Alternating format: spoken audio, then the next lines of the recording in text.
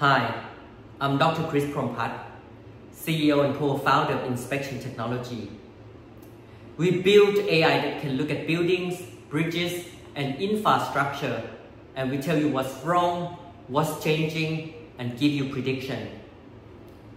Trillions of dollars are spent on maintaining the built world, yet inspection is still manual, fragmented, and highly dependent on human, and we are changing that.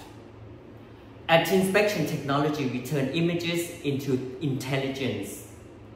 Our system converts photos from drone or cameras into 3D models, detect defects automatically, integrate results into a digital twin, making the foundation for the next generation of intelligent infrastructure. Our AI civil engineer help asset owners, contractors, and governments inspect faster, safer, and smarter. It's already being used by leading public agencies and developers in Thailand, and we co-developed this technology with UC Berkeley. The global opportunity is enormous. Over $1 trillion is spent every year on monitoring and inspection.